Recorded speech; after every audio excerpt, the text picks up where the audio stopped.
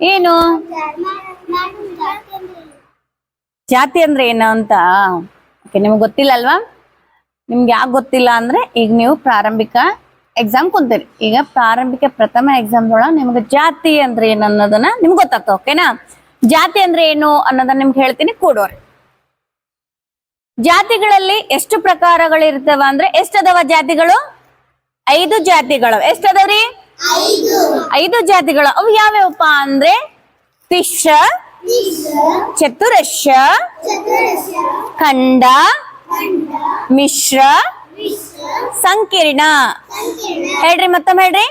ತಿಶ್ರ, ಚತುರಶ್ರ, ಖಂಡ, ಮಿಶ್ರ, ಸಂಕೀರ್ಣ. ಈ ನೀವು ಸಂಚಿಕೆಯಲ್ಲಿ ಜಾತಿಗಳಂದ್ರೆ ಏನು ಅನ್ನೋದು ನಿಮ್ಗೆ ಗೊತ್ತಾಯ್ತಿಲ್ಲ? ಈ ಜಾತಿಗಳಲ್ಲಿ ಅಕ್ಷರಗಳು ಬರ್ತಾವ. ಎಷ್ಟು ಅಕ್ಷರ ಅನ್ನೋದನ್ನು ಅದು ಯಾವಾಗ ಹೇಳ್ತೇನೆ ಅಂದ್ರೆ ಮುಂದಿನ ಕ್ಲಾಸ್ ನಲ್ಲಿ ನಿಮ್ಗೆ ಜಾತಿಗಳಲ್ಲಿ ಅಕ್ಷರಗಳು ಯಾವ್ಯಾವ, ತಿಶ್ರ ಜಾತಿಗೆ ಅಕ್ಷರ ಯಾವ ಬರ್ತವ, ಚತುರಶ್ರ ಜಾತಿಗೆ ಯಾವ ಬರ್ತವ, ಖಂಡ ಜಾತಿಗೆ ಎಷ್ಟು ಅಕ್ಷರ ಬರ್ತದ, ಮಿಶ್ರ ಜಾತಿಗೆ ಎಷ್ಟು ಅಕ್ಷರ ಬರ್ತದ, ಮತ್ ಲಾಸ್ಟ್ ಏನ್ ಉಳಿದಿದೆ ಯಾವ್ದು?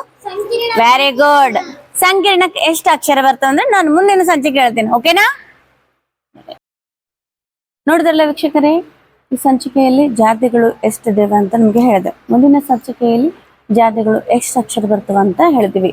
ಮತ್ತೆ ಈ ಸಂಚಿಕೆಯಲ್ಲಿ ಇಷ್ಟ ಆದಲ್ಲಿ ಲೈಕ್ ಮಾಡಿ, ಶೇರ್ ಮಾಡಿ, ಕಮೆಂಟ್ ಮಾಡಿ, ಮತ್ತೆ ಸಬ್ಸ್ಕ್ರೈಬ್ ಮಾಡಿ ಅಂತ ಹೇಳ್ತಾ, ನಿಮ್ಮ ಮನೆ ಮಗಳನ್ನ ಬೆಳೆಸಿ ಅಂತ ಹೇಳ್ತಾ ತುಂಬ ಹೃದಯದ ಧನ್ಯವಾದಗಳು. ನಮಸ್ಕಾರ.